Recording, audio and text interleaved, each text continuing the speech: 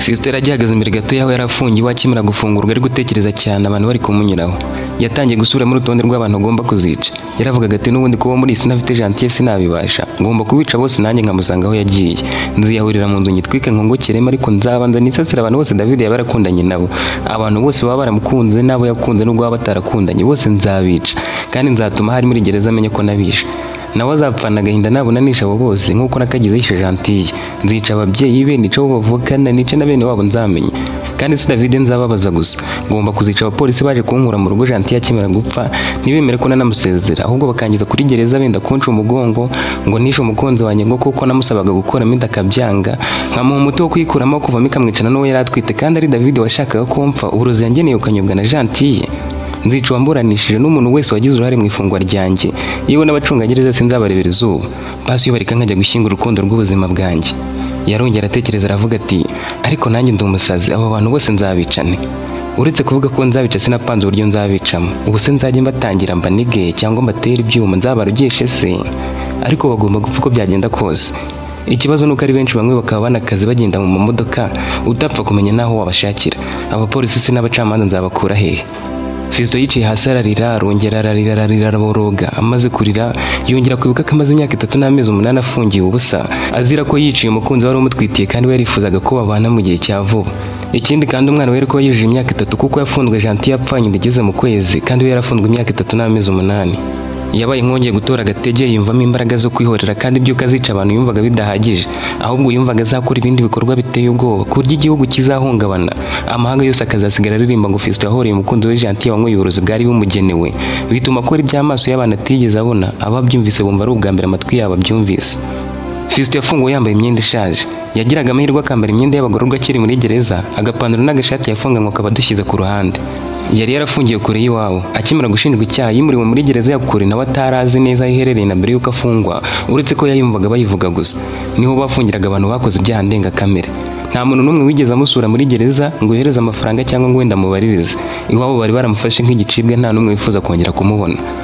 Amahirwe yarafite nuko yafunzwe hari amafaranga abikije kuri simukadi yarebye asanga ari 500 aya akaba ari ayo yazigamaga ngo azayakoresha mu bukwe.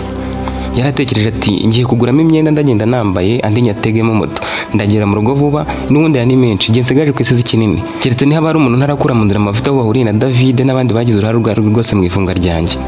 Icyo nzi cyo nuko nzatuza maze kubivugana nanjye narangiza nkiyahura mu mutuzo ngasanga Gentil ariko koko papa na mama na mushiki wanjye nabo baranyanze bigeze aha. Yarari gutekereza ibintu byinshi nawe kumva bimwe biri kwivanga bidafite umurongo muzima gusa kumva uko biri kose azihorera. Yagiye mu isoko agura agapantaro k'umukara gasa nako yari yambaye neza agura agapira k'imbeho gafite ingofero agura inkweto zisa n'izo yari yambaye mbere yo gufungwa mbese ntihagira icyo ahindura kuko yari yambaye muri make wari kumubona mu myenda mishya ari guhita amumenya kuko yari yambaye imyenda isa neza n'iyambere yari yaramusaziyeho. Yahise ajya muri restaurant yaruze ibyo kurya bihagije hanyuma agura n'inzoga yo kugenda aranywa. Yaragiye yicara kuri moto motari amubaza tugeze Fiston ati wowe twara n'uyu ndakubwira.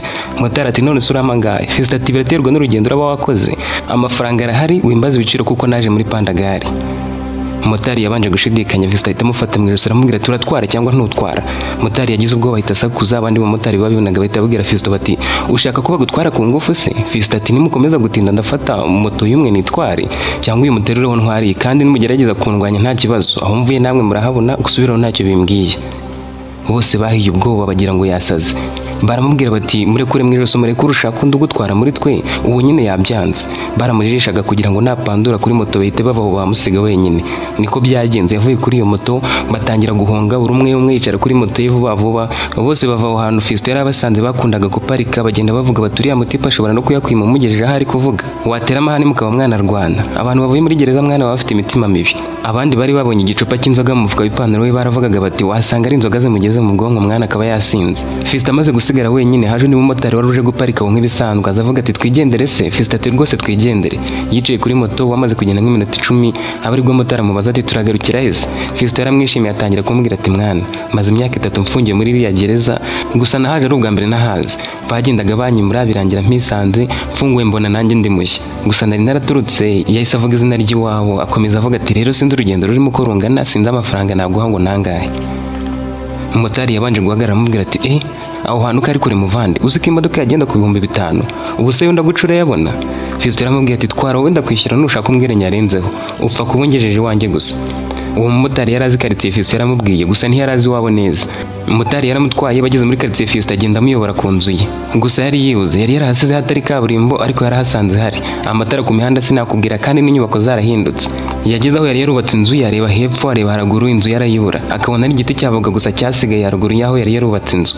Yabwiye motari ati reka ndeka kukugora iwacu nagezeyo, nabaga hano gusa ndabona baracishije kaburimbo inzu yanjye bakayisenya, reka nkwishyure njye kwa mama n'amaguru ngenda nganira n'abaturage b'intaba bagome banze no kunsura, gusa sinabarenganya ariko nyine nako reka nkwishyure.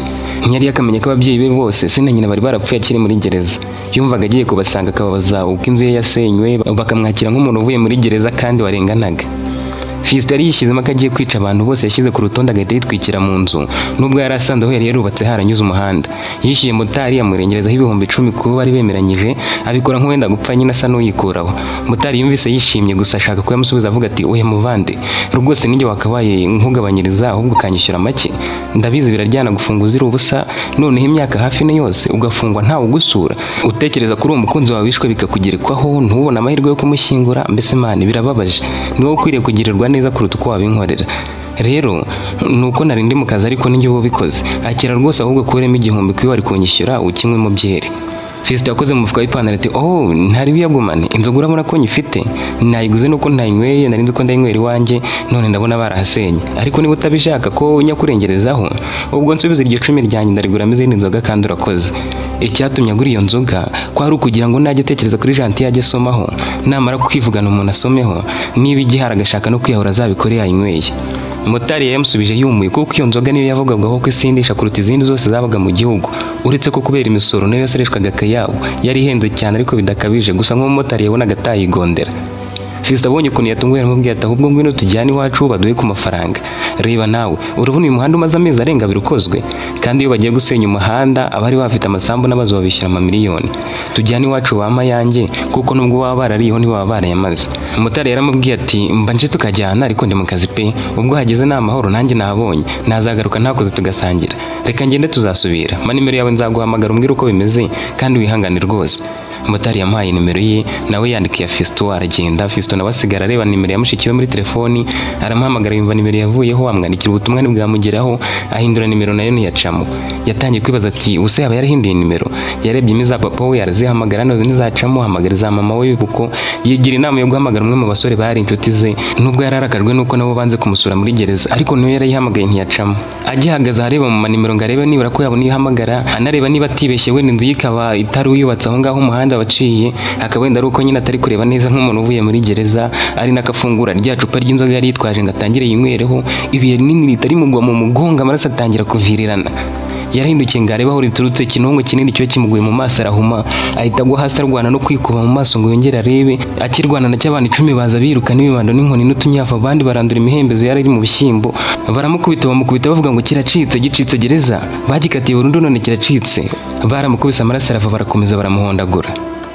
Yaratabaje ati basi mwambabariye ko bamfunguye, ibyo muri gutekereza ko atari byo, ariko nta numwe wabyitayeho. Bakomeje kumukubita kumva amajwi ya bamwe yaza ariko ntabone neza, bakomeje kumukubita kumva amajwi ya bamwe yaza ariko ntababone neza kuko nyine amaso yaracyuzuye imitaka. Babonye bagiye kumwica amaraso yenda kumushiramo bamurekeraho. Bamwe muri bahise abona rya cupa ry'inzoga yari yaguze, bahita barisangira bose uko ari 10, bahaho n'abandi bantu bari bahuruye. Barimazemo bahamagara motari ngo amugeze kuri polisi, gusa nta motari n'umwe wabyemeye. Baravugaga batashobora kudupfiraho tukabizira mwamwishe nkana. Abari bamukubise nabo bati ukibwira ko badufunga se kandi yacitse gereza? Uyoboye ko wa mukobwa mwiza shaho witwaga Gentil twashyinguye twita ari iki kimbwa cyamwishe, iyaba twabaga tukisha ahubwo nabwo ntibadufunga, turi gufasha leta. Abamotari bamwe bibuka go Gentil nabo bati rero mukirekera aho ngaho muhamagare kuri polisi bakisangiraho kuko njye nicyanyicarira kuri moto. Barabasubije bati tugomba kukijyanirayo. Bahise bigira inama yo kumuhambira bakamutwara ku igare bamuziritse, cyane ko bamwe basaga n'abatangiye gusinda ya nzoga. Ni inzoga yakoreshwaga ifungura ndi mayoga, bo rero bari bayinywereye aho. Kumwe bagenzi ingurube bagiye gutwara ku igare bayijyanye ku ibagiro, na Fiston niko bamugenje. Ubashyize utubaho ku igare bamuhambira hejuru, bagenda basunika bamwerekeza kuri polisi. Yasaga n'uwapfuye, asa n'utari guhumeka, amaraso yamwuzuye umubiri wose. Gusa bo bumvaga nubwo yapfa ari ntaribi, bavuga bati n'ubundi yarakwiriye kuraswa. Iyo bamubona atorotse bari kumurasa nk'abandi bose, twumva ngo bagerageje gutoroka barabarasa. Nuko leta ibabarira ikabafunga burundu, ahubwo iki cyari gikwiye kuraswa ku munsi wa mbere kikimara kwica Gentil. None cyari kinayitorotse. Ukuntu Gentil yari akiri muto se sha, uzabahungu bamukundaga uko bari bangana, iyi mbwa ikaba ari imwica yaranamuteye inda. Aba baturage ntibari bazi ko David yagiye akirega, icyaha kigakorwa kuri Fiston. David n'ubusanzwe ntiyaraziranye nabo mu bice byo kwa Gentil na Fiston, bari barahuriye mu bukwe gusa. David yagiye kwirega nta muntu abwiye, yewe na Valence umugabo wa Nicole wari inshuti ya Gentil nigeze ababwira ko ari we wamwishe. Yagiye kwirega nta muntu abwiye, Fiston afungurwa yibwira ko buri wese abizi, ariko nta makuru bari bafite. Abo bantu bamukubise bari abagore 3, abagabo 4 n'abasore 3. Baramutwaye abantu bose banyuragaho bakabazanye bati nyawo uwo muntu mwishe mukamutwara ku igare ninde? Nabo bagasubiza bati ni wamwicanye Fiston warucitse gereza. Ntimwibuka ko bagikatiye burundu bakakijyana kure aho bafungira ibyicanyi? Cyaturutse rero tukijyanye kuri polisi, kigitoroka duhise tugifata. Nta muturage n'umwe wagiriraga Fiston impuhwe kuko bose bibukaga Gentil bakumva bababaye. Fiston ariko nubwo yasaga n'uwapfuye, we yabashaga kumva nubwo imbaraga zari zashize abamurebaga nawe bari gukeka ko yapfuye. We mu bitekerezo bye bagavuga ati reka mbashimire ko mwari munyishe kuko nagerageje no kwiyahura ngo nsange Gentil birananira, ariko murihuse mwakazanyishe maze kwihorera, none mwari mubikoze ntarahisemo David. Ubu se basi mumenye ko ari wabikoze mwajya kumukubitira muri gereza, ariko ubu namwe nabongeye ku rutonde uko muri 10 nzabica. Ikibazo nuko munyongereye akazi n'imibare, nari kuzica abantu bake nkiyahura, none mubaye benshi. Amakuru ko Fiston yacitse gereza akagaruka karitsiye yakwirakwiye ahantu hose, yibagera no ku muryango wa Gentil. Abantu benshi bahise bakurikira abatwaye Fiston ku igare bagamije nabo kumukubita, bavuga bati yapfuye ntawe utayiryaho, ariko bamugezeho basanga n'umurasa n'uwapfuye. Gusa bumvaga banahohora umurambo nabo bakawukubita koko niba yari yanapfuye. Bamwerekeza kuri polisi bagendaga baganira bati imbwa se shaho ukuntu yari igiye gukira, inzu yacyo n'ikibanza babibariye miliyoni zibarirwa mu magana, iwabo nuko bahise bapfa, ariko iriya sambu yabo yo ku muhanda mushiki we yayigurishijemo miliyoni utabara. Ubu mushiki bazikenyereyeho azisangira n'umugabo wo mu mahanga, yisangiye mu diaspora, none nacyo cyari kirije cyandara kandi cyarisha umuntu. Ibyo byose Fiston yabaga ari kubyumva. Yumvise ko ababyeyi be bapfuye ari muri gereza, yewe ntagire n'umuntu wamubwira ngo ajye gushyingura. Yibuka ukuntu bamukundaga nubwo bamwanze bakimara kumva ko yishe umukunzi we. Yumva kandi ko mushiki we yishakiye mu diaspora akigira imahanga, amarira atangira kumanuka ku maso. Abari bamutwaye barabibonye bati kipfushaga burya n'ikizima, bashatse kongera kumukubita, ariko bamwe mu bagore babonye amarira ashotse batangira kugira impuhwe bati mumurikira mu mutamwica, ibyo mwakoze birahagije. Batangiye kugenda bamuririmbira indirimbo z'agashinyaguro bati cyari kije kureba aho bashyinguye Gentil ngo naho kiyatwike, cyari kije gukora iki ko wabo bapfuye, kije gitorotse, kije kwica abandi. Bari bafashe indirimbo yari igezweho muri iyo minsi, amagambo barahindura bakaririmba bigana injyana ariko bavuga kuri Fiston. Fiston yageze kuri polisi yenda gupfa, uretse ko yumvaga babajwe nuko yapfa atihoreye gusa, kandi agangayikishwa nuko noneho naramuka akiza azaba afite akazi kenshi kuko abo kwica bari biyongereho abantu barenga 10. Abapolisi burya nabo ni abantu bagira amarangamutima. Bakibona Fiston bahise baza biruka, bareba ukuntu yaviriranaga, abaturage bamufite bishimye, abandi barakaye kubera ibyaha yasize akoze nk'uko bari babizi, bahita bamuzitura vuba vuba nta muntu n'umwe bavugishije, bahita bahamagara ambulance uwo mwanya, yewe umupolisi umwe wari umusore bari bumwijyanira.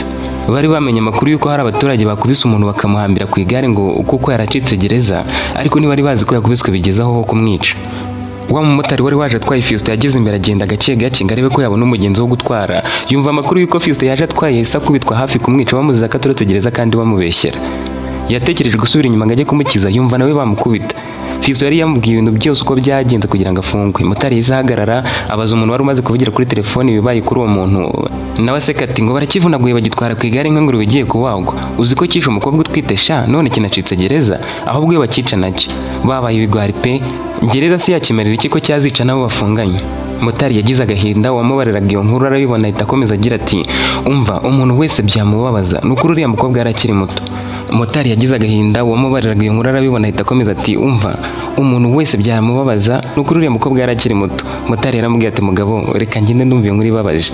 Uwo mugabo yagize ngo Motari ababajwe n'urupfu rwa Gentil nubwo koko narwo rwamubabaje, ariko by'umwihariko yarababajwe na Fiston yarazanye kuri moto bahuje urugwiro. Motari yarabizi ko Fiston yarenganye kandi akaba yafungwaho gucika gereza. Umwanya bamaranye ntacyo atari yamubwiye, yahise amagara kuri polisi aho bari bajyanye Fiston abamenyesha intandaro ya byose. Kuri polisi nabo baricariye bati nibamuzane, niba batamukomerekeje cyane tubasobanurire tubace n'amande yuko bihaniye. Niyo mpamvu rero bakimara kubona Fiston bahise bamwirukanyiriza kwa muganga. Umwe mu bapolisi b'abakobwa ari mugufi kubona ariko utamwita mugufi ariko nyine ari we mugufi mu bandi, akaba umukobwa wiraburaga cyane bikabije, yahise abasekera ati murakoze kumutuzanira, nimwinjire mwicare hano tube tuganira, mwinjire mu nzu ndaje tuvugane, mwese uko mumuzanye ntihagire n'umwe ugira hajya. Yahise azana n'abandi bapolisi b'abakobwa, hanyuma bakinga urugi bari binjiremo abaturage bari bazanye Fiston, barimo bamukubise bakamutwara ku igare n'abari bahuriye gusa. Hagati yabo bari kwivugisha bati wahasanga batanaduhembye, erega icyaha yakoze iyo tutamufata n'ubundi leta ari gutumaho bo kumuhiga, kandi birashoboka ko bafunga abari bashinzwe gereza yararimo. Ikindi kandi iyo mubona atoroka bari guhita bamurasa. Bivugishaga ibyo byose batazi ikigiye gukurikiraho. abo bapolisi b'abakobwa bageraga ku 8 bakuyemo imbunda bazibatunga mu maso. Wa wundi wirabura mu gufata isingire n'umwe numva atatse cyangwa ngahumeke cyane. Nta wemere gukorora no kubura umutwe. Mwubame hasi cyangwa tuyabamishemo. Bose bahise baryama hasi, baba abagore, abagabo, abana, inkumi, abambaye neza n'abambaye nabi, hanyuma benda inkoni babiraramo barabakubita. Gusa bakubitaga ku bibuno gusa, batangiye kubita nka saa 8, saa 12 zigera aribwo barekeyeho. Nibyo koko inkoni zo ku kibuno nizica, ariko barangije kubakubita nta n'umwe ukibasha kurira ngo abone amarira. Bari babaye ibinya, gusa babakubitaga nabi, bakabakubita iminota nka 30 bataruhuka, bagafata pause y'iminota 10 bakongera bakabakubita. Bamaze kubakubita amasaha ni yose, babasabye kwicara ku ntebe ariko bamwe kwicaza ikibuno birabananira. Gusa amahirwe yari arimo nuko nta mwana wo munsi y'imyaka 15 wari urimo, kandi n'aba 16 kugera kuri 18 bari bashyizwe ku ruhande rumwe bari gukubitwa kwabo. Babasobanurira ko Fiston yarenganaga, ko wakoze icyaha ari uri muri gereza, bababwira ko atatorotse. Nubwo bari bakubiswe cyane, bamwe batangiye kumva ko gukubitwa byari bikwiriye, batangiye kumva bagiriye Fiston impuhwe, hanyuma polisi irabarekura bagenda bacumbagira bashima ku bibuno. Bwari bwije gusa batashye bavuga bati tugomba kuzinduka tukajya kureba uko yakangutse. Biyemeje kumusaba imbabazi uko byagenda kose kandi bakamugemurira. Baravugaga bati zo dukubiswa ni 1/10 cyizo twamukubise. Iryo joro kwa Gentil barabimenye, bamenya ko Fiston burya yarenganaga. Icyari gikurikiyeho ko ari kumenya neza uwishe Gentil. Gentil yarafite murumuna we basaga 100%. Uwo murumuna we yabwiye se na nyina ati erega koko Fiston yararenganaga, narabibabwiye mwenda kunyica, nshatse kumusura muti muzanyica nimubimenya, none muramwahise wishe Gentil. Ubu se ntaba yarabinsobanuriye kera koko nagiye kumusura. Iwabo habaye intonganya iryo joro, murumuna wa Gentil witwaga Sifa akomeje gusigana n'ababyeyi bapfa ko banze gusura Fiston, nabo bamubwira ko ari akaguryi katumva ko gupfusha umwana bimera, nawe agahindukira akabatuka ati ni mukuru wanjye ntimuzi ko gupfusha mukuru wawe bimera.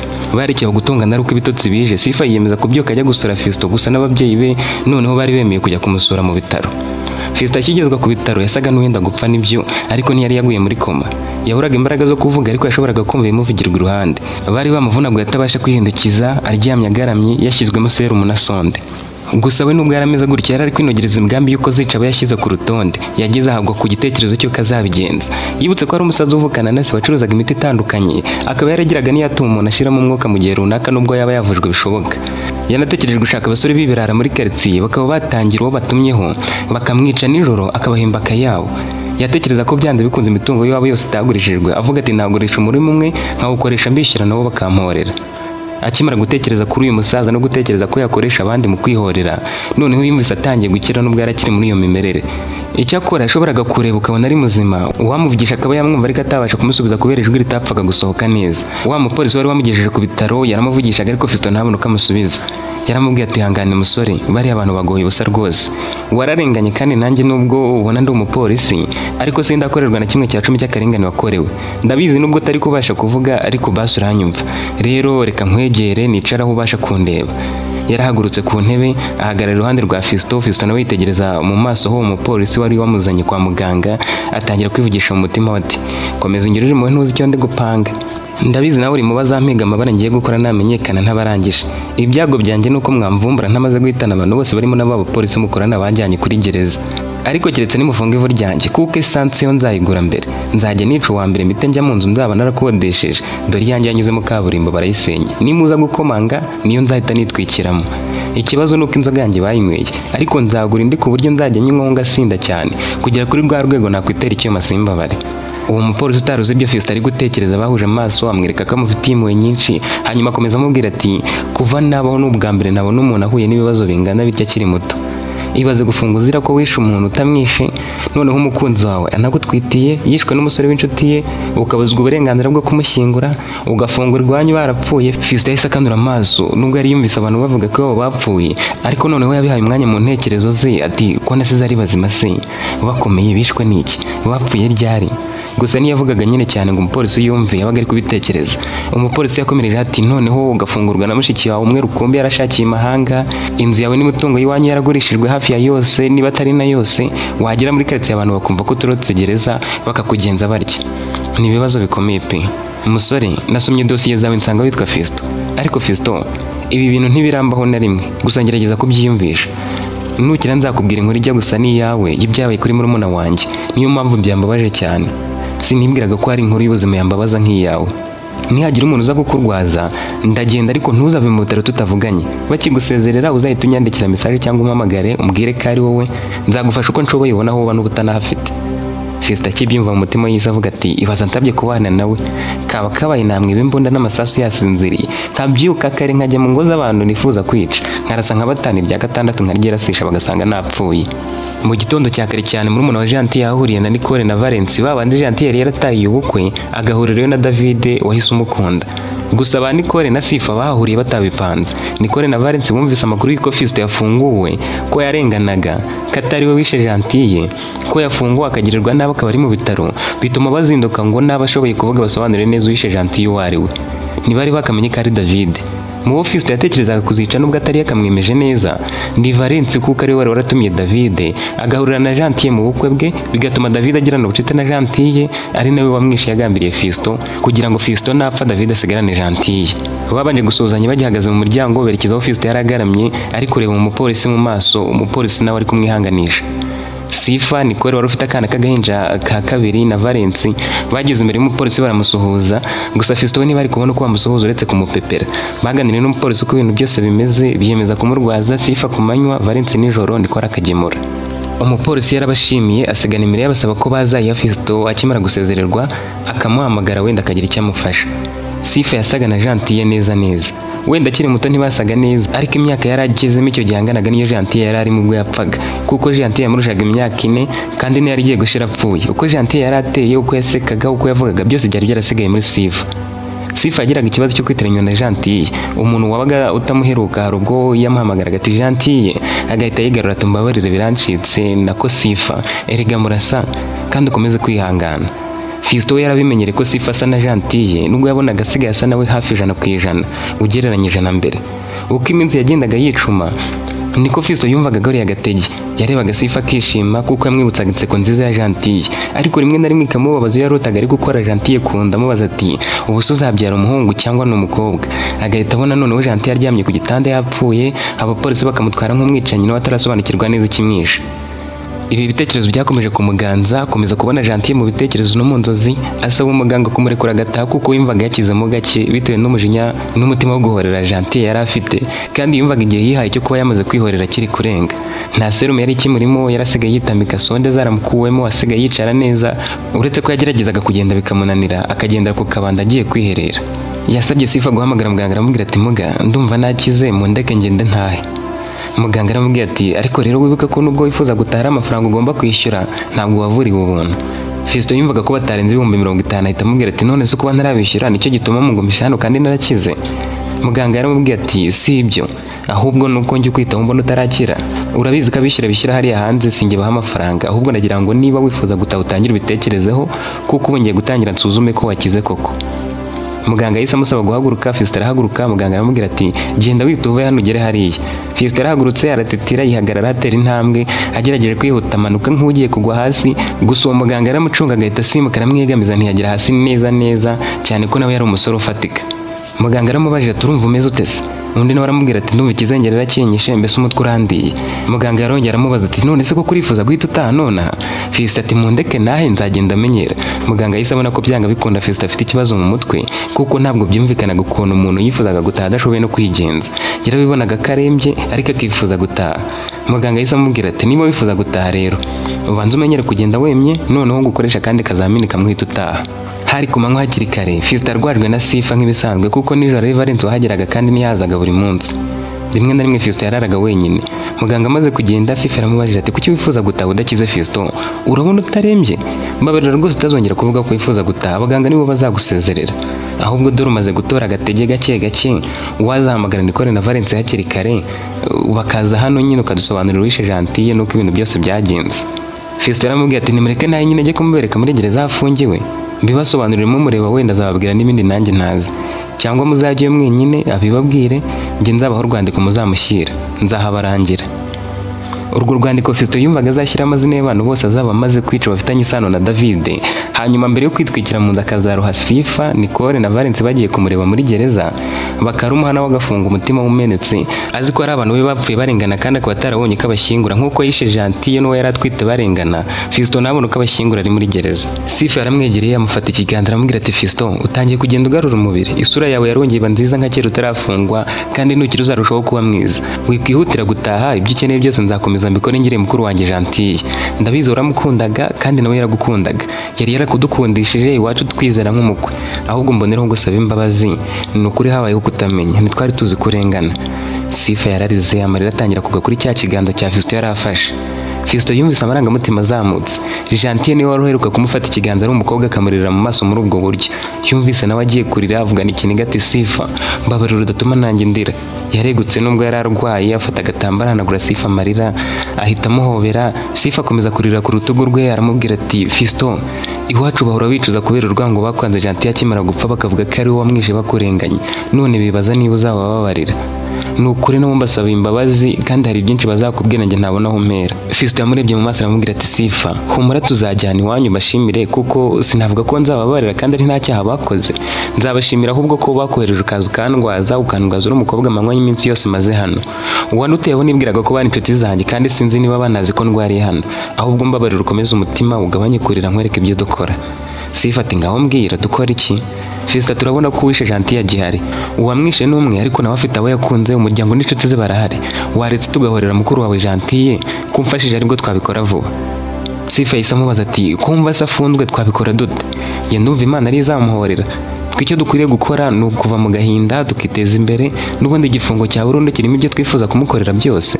Njye simbona ko kwihorera kwiza ari ukwica umuntu, kuko uwapfuye aba aruhutse, ingaruka z'urupfu rwe zikagera ku basigaye ku isi. Twamwica se? Tumwishe twaba tumuruhuye, nubwo ntazi nuko twabikora ari muri gereza, cyangwa ndihuse hari ubundi buryo ushaka ko twihoreramo. Fiston ati ibyo kumwica ntibirimo, ahubwo twakwica inshuti ze nawe akazafungwa afite agahinda ko kuzibura. Sifa yahise amucecekesha ati Fiston, n'ubundi Gentille yarapfuye, uko twakwihorera kose ntitwamuzura, ahubwo natwe twaba turi kwica, kuko burya umutima wo kwihorera birimo no kwica ugirwa n'uwapfuye ahagaze.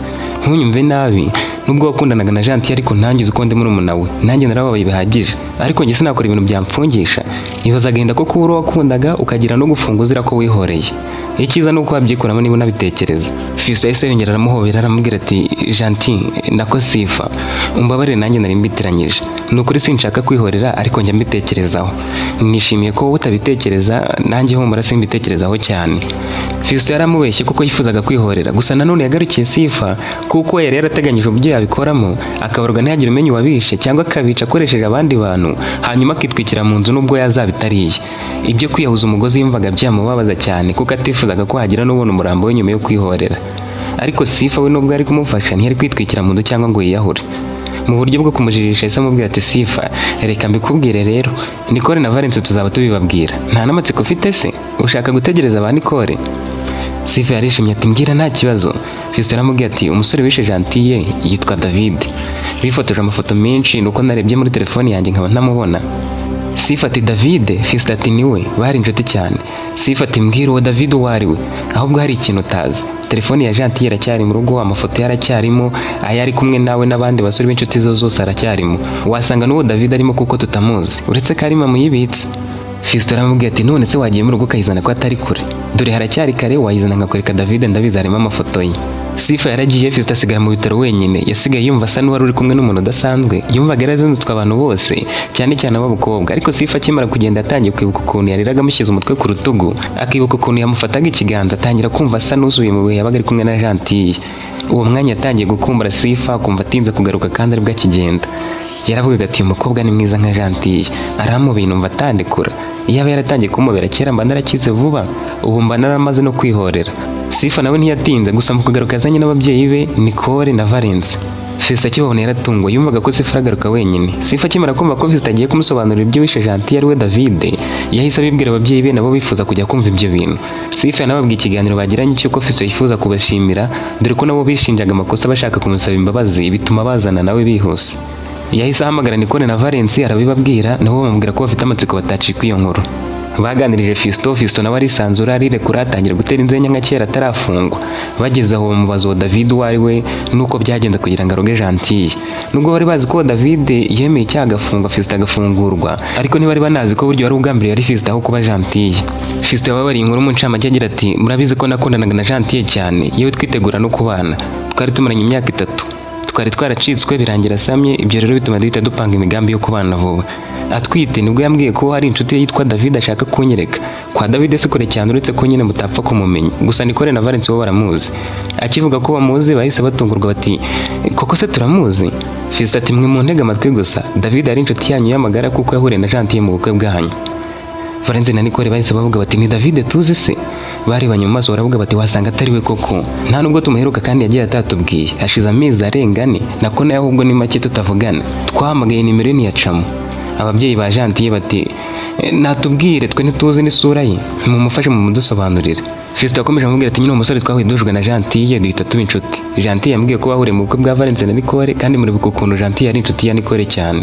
Nge rero nirindaga kwivanga mu nshuti za Gentille cyane kuko yambwiraga ko ubucuti bwabo ari ubusanzwe. Sinari nzi ko David amukunda kandi nanjye sinari mbyitayeho, nari mbizi ko Gentille atanendekaga cyangwa ngaca inyuma. Gusa mu nshuti zose z'abasore David niwe wampamagaraga akansaba ko duhura ndi kumwe na Gentille, nkagira ngo kuko ni inshuti yanjye nanjye. Inshuro nyinshi twahuraga na Gentille adahari tukaganira, ariko sinari nakageze iwabo. Ku munsi byose byabayeho rero twari twapanze gutungura Gentille agasanga twamutekeye. Gentille yaje iwanjye asanga koko njye na David twateguye ibintu byose. David yabanje kuzana ibyo kunywa, ibirahure bibiri cyanjye n'icya Gentille, nawe ajya mu cyumba ajya kuzana iki. Nasigaranye na Gentille nawe kunywa ikirahure cye yinywera icyanjye avuga ati ubwo twatetse kandi ari we wari kubikora, ngo nawe arakora ibyo nari gukora amwe n'ibyo nari kunywa. Niko yahise afata ikirahure cyanjye arakinywa, akikinywa David nawe ahita yinjira asanga umukobwa amazemo fanta. David yaratetiye ikirahure na fanta yarazanye biramucika, atubeshya ko ari susumira. Uwo mwanya yise azana impamvu z'urwitwazo atubwira ko habaye ikibazo kagiye gusubirayo. Gusa yabanje kuntira telefoni yandikira bwa butumwa yasomye igihe mfungwa ndi kuburana, akavuga kandi njye bumwandikiye mubwira ko mpaye Gentille umutukuramo inda. Nuko mutaje mu rubanza ngo nimushaka kongera no kumbona, muba mwarabyumvise kandi mwaramubonye kuko yari umutangabuhamya w'ibyo nshinjaga. Yabwiyandikiye akimara kubona ko Gentille yanyweye uburozi yari yangeneye, ahita busoma muri telefoni yanjye kugira ngo azabone uko anshinja afite n'ibimenyetso. Ageze mu rugo yongeye kunyandikira asa n'uri gusubiza bwa butumwa, ansaba gushaka umuganga avuga ko umuti wamuhitana.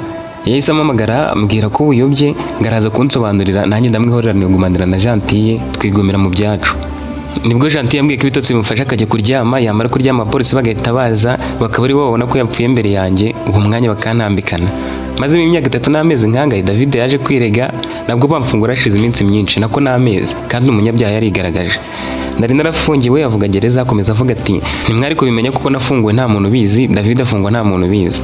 David rero ubwo yazaga kwirega yavuze ko yifuzaga kunkura mu nzira kugira ngo asigarane Gentille kuko yamukundaga. Gusa nimuhumure bazamuzanaho icyaha cyabereye aburanishwe kuko buriya nubwo afunzwe ariko ntarakatirwa, ngo haracyakora iperereza mayi niko babyita. Uwo mwanya Sifa yerekanye ya mafoto ayamwereka amufashe ku rutugu. Fiston yumvaga ari byiza kumva uko Sifa mukuzo hari igihindutse mu mubiri we. Fiston, Nicole na Valence batangiye kuyarebamo bakajya babwira Sifa n'ababyeyi be bati dore nguyu David. N'ayandi y'ubukwe barayerekanye berekana David na Gentille babaherekeje. Bari batunguwe ntibumvaga ko burya ari David bari bazi wakoze ibyo byose. Bo bibwiraga ko ari undi David. Agahinda karabishe ariko mu buryo bwatunguye Fiston ababyeyi be baravuga bati Imana izamuhorera, nawe azabyishyurira muri gereza, nta kundi yaraduhekuye. Fiston yumvaga ko bagiye kuvuga bati tuzihorera ariko ntibabivuga. Nicole yunganiye ababyeyi ba Gentille bababwira ko Imana izamuzura ariko David we kazamushyira ku ruhande rwe nikamurimbura burundu. Sifa yarekuye Fiston amukura ukuboko ku rutugu, Fiston yumva bihiwe nabyo. Buri uko Sifa yamukoragaho yumvaga atamurekura gusa akirinda kubimwereka. Yahise ababaza uko byagenze ngo inzu yisenywe, ababyeyi be bapfe, mushiki we ajye mu mahanga n'ibindi. Sifa niwe wamusobanuriye. Yaragize ati rero ukimara gufungwa abantu barakare ababyeyi bawe cyane bagahora babatera nijoro bavuga bati mwabyaye umwicanyi, bati tuzica umukobwa wanyu mwumva ko gupfusha umukobwa bimera. Amahirwe mushiki wawe yagize nuko yigaga mu mujyi. Sifa yararize yarangije kurira avugana ikiniga ati Fiston, ababyeyi bawe bapfuye batarwaye. Mushiki wawe yavuye mu mujyi aje mu biruhuko asanga bamaze iminsi 3 barapfiriye mu nzu nta muntu n'umwe winaho bize. Bose amarere yabazinze mu maso yaba Nicole, Valence n'ababyeyi ba Gentille. Sifa yarongera amuhobera aramubwira ati utubabarire so umuryango wacu wabikoze, ahubwo n'abasore bakundaga Gentille. Nubwo nta muntu n'umwe wafunzwe azira kwica ababyeyi bawe ariko njye mpora nemeza ko bishwe na. Yahise avuga amazina yabo akomeza avuga ati kuko bose Gentille yari yarabakatiye kubera wowe, akimara gupfa rero bakajya bavuga ko bazica mushiki wawe. Sifa yaratangiye kuvuga ibintu bidahura asa n'uwacanganyukiwe. Ababyeyi bahise bapfukama baravuga bati wihangane Fiston, ababyeyi bawe bazize urupfu rw'umukobwa wacu kandi atari bo babigizemo uruhare, ngo nuko ababishe bifuzaga ko uzahora nawe wabajwe nuko bakwiciye umuryango. Bafunzwe amezi 3 babakoraho iperereza, barongera barabafungura kuko ngo nta kimenyetso cyo kubihamya cyabonetse. Fiston kwihagararo byaramunaniye, ikiniga kirazamuka, amarira aragwa, ageze ahatangira kurira ijwi risohoka. Baramufashe bose bamukoraho bamubwira bati ihangane, gusa ntacyo byatanze, yakomeje kurira. Baramuretse ararira, hanyuma arangije arababaza ati none se muzi aho basore batuye? Yumvaga ari bazaheraho umugambi wo kwihorera. Barahamurangiye ariko batazi impamvu bababajije, yewe bamubwira amazina n'imiryango baturukamo. Fiston noneho yahise abaza Nicole na Valence, abakobwa bose baba barakundanye na David, avuga ati ubu koko yaba yarakundanaga akanyicira umukunzi ko yifuzaga Gentille se yaba yaragize iyo myaka nta muntu barakundana? Nicole na Valence nabo bamubwira batatu bibuka, bamubwira agace David avukamo, ababyeyi be, abo bavukana n'abandi bafitanye isano nawe. Bo bibwiraga ko bari kuganira ariko yabaga ashaka kumenya neza bagomba kuzica ntazabasanga. Noneho yahise ababwira ati ngaho rero mumbwire uko inzu yanjye yasenyutse, mumbwire uko byagendaga mushiki wanjye se musanga inaha, ibyo ababyeyi byo muzanyereka ko mwabashyinguye njye kurira ku bituro byabo nta kundi, na Gentille nyine muzahanyereka wenda naruhuka. Sifa yakomeje kumusobanurira ati ndabizi neza wafunzwe n'aho bavuga ko bazanyuza kaburimbo, inzu zose yashoboraga kugonga barazisenya, mushiki wawe niwe wari uhari bamuha amafaranga y'ingurane, iwanyu bo bari barapfuye yaragurishije ibintu byabo hafi ya byose. Ikiza nuko nagushakira nimero yo kazamuhamagara kuko akimara kugurisha ibintu byose yahise ajya mu mahanga. Amakuru yuko yashakanye n'umugabo n'uwo muntu ndaza gusaba nimero wayakwirakwije inaha, ngo baravuganye mubwira ko yashakanye n'umudiaspora. Nuko bimeze. Bakomeje kuganira bageza nka 2:00 z'ijoro batarataha. Valence niwe wari ugiye kuharara. Hashize iminsi Sifa ari umurwaje, dogiteri yabwiye Fiston ko agiye kumusezerera, amusaba kuba yitegura kwishyura ibitaro. Sifa yamuhaye ya nimero wa mupolisi yasize kubw'amahirwe ihita icamo. Yamubwiye ko agiye gutaha, amwemerera kumwishyurira ibitaro, ariko amusaba kuzamusura nabo n'umwanya kumubwira ya nkuru ya murumuna we. Fiston yishyuye ibitaro ariko abura aho kwerekeza. Sifa yamujyanye iwabo, Fiston ahageze bamwakira neza, bamuha ibyo kurya n'ibyo kunywa, kandi bamwereka icyumba barimo mu gihe agishakisha haba. Sifa yamuhaye nimero ya mushiki we, amwandikira kuri WhatsApp, amusobanurira ibyamubayeho byose, nawe amwemerera ko mu kwezi kumwe azaza kumusura akanamusaba imbabazi z'uko yamutereranye, ndetse akanamwiseguraho kuko yahise apfusha ababyeyi babo bose ku munsi umwe, nabyo ntagiye kubimubwira wenda ngo abimenye. Umunsi wa mbere Fiston avuye mu bitaro akarara kwa Sifa. Sifa yaramuganiriza, bareba amafilime, baryama bakerewe. Ku manywa biri bashakisha inzu Fiston akodesha, birangira bayibonye. Yifuzaga kuba mu nzu ya wenyine kugira ngo abone kanoza imigambi ye, cyane ko amafaranga yarasigaranye yarakiri menshi.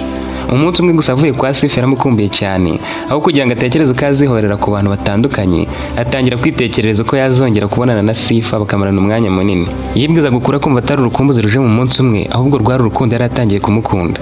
Gusa mu gitondo yiyemeje kujya gushaka wa musaza uvukana na se, akamuha umuti wica wo guha abo bantu yari yarashyize ku rutonde, cyangwa akamubwira uko yabarogesha bagafata abakozeho. Yariteguye, akaraba mu maso, ahanagura ipantaro, ataragenda Sifa ahita akomangara ninjira. Yamuhaye karibu, Sifa abanza kumuhobera, aricara anamubwira ati Fiston, wabaye mwiza cyane nk'uko nabikubwiraga. Ubu rero igisigaye ni ukuba mwiza no ku mutima. Mbabarira ugira umutima ukomeye nk'uko wakundaga kubimbwira tukiri mu bitaro, maze ubabarira aba bantu bagukubise baguhora ubusa, baketse ko watorotse. Fiston yarebye Sifa mu maso ati njye mbabarira bari bagiye kunyica. Sifa yahise apfukama ati Fiston, mbabarira ubahe imbabazi ku bwanjye.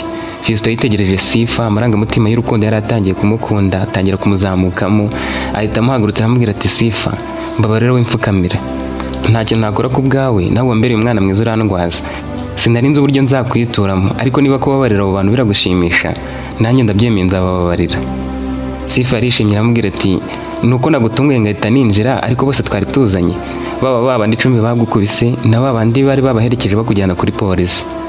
Yarabahamagaye barinjira, ariko bari bikoreye ibintu byinshi cyane, bari bazanye ibyo kunywa, ibyo kurya, bamuzanye ibikoresho byo mu nzu birimo intebe n'ameza, ubukombe n'amasafuriya n'amasahani n'imyenda yo kwambara. Fiston byaramurenze, arabahobera kandi yarumvaga azabahobeza inkota cyangwa uburozi. Ibintu bari bamuzaniye byari byinshi cyane. Yahise atera izo ntebe n'ameza bari bazanye, abasaba kuzicaraho, batangira kuganira. Umwe muri bo yafashe ijambo aramubwira ati Fiston, nkimara kumenya ibyakubayeho, nkibuka inkoni nagukubise, nasanze kugusaba imbabazi bidahagije. Iyi nzu wakodesheje nubwo ari nto, ariko kwishyura utarabona akazi nzi ko byakuvuna. Kubw'ibyo rero nayikuguriye icyangombwa ngiki wanakoreramo ubucuruzi, dore ko yubatse ku muhanda, kandi inyuma hafite ikibanza kinini, wazubakamo indi nini cyangwa ukavugurura iyi ngiyi. Bamukomeye amashyi, Fiston yumva yishimye, Sifa nawe aranezerwa, uretse ko ibyahaberaga byose yari abizi kuko bari babiganiraho mbere yo kuza. Abandi nabo bagiye bamusaba imbabazi, bamwe bamuha amafaranga, abandi bamwemera ko bazajya bamuha ibiraka mu gihe cyose abishaka. Ibyo kurya bari bamuzaniye byari birimo kawunga, umuceri, ibishyimbo, ibirayi, ibitoki, bazanye ibyo kunywa birimo ibisembuye n'ibidasembuye. Uwo munsi barawishe, batekera aho hantu Fiston yakodeshaga, bararya, baranywa, umunsi uhinduka ibirori kugeza mu masaha ya nimugoroba. Gahunda yo kujya gushaka bwa burozi ihita ipfa, kandi urutonde rwe rwari rukomeje gusenyuka. Abashyitsi bamaze kugenda, Sifa yasigayeho gato ngo amufashe gusiga ibintu ku murongo. Agiye kugenda, Fiston yaramubwiye ati wakwihanganyeho iminota 2 basi nkakubwira. Sifa aramubwiye ati nta kibazo. Fiston ati sinari nzi ko aba bantu nubwo bahemukiye burya bagira imitima myiza gutya. Gusa nari narabashyize ku rutonde rw'abo ngomba kuzica, nako nyine.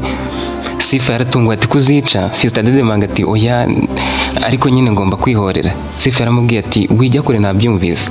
Yaramwegera aramubaza ati Fiston, na n'ubu uracyatekereza kwihorera? Ubu nubona ko utangiye kugira abantu mu buzima bwawe? Ndahari, abavuye hano barahari, iwacu barahari, n'uwo mupolisi arahari. Ubundi se uzihorera kuri nde ko David ari kuryozwa ibyo yakoze muri gereza? Fiston yabuze icyo amusubiza, aramubwira ati ngaho ugenda tuzasubira. Iryo joro yari adasinziriye yibaza koko niba kwihorera ari ngombwa. Imigambi yari amaze gupanga yose yayisubiyemo ngo arebe ko yashoboka. Yaravugaga ati nzajya njya kureba umwe ku giti cye, urugero wenda mbere ku muntu wakundanye na David, muhamagare mubwire ko hari ubufasha mukeneyeho, niyemera tugasangira muvangire mu byo kunywa.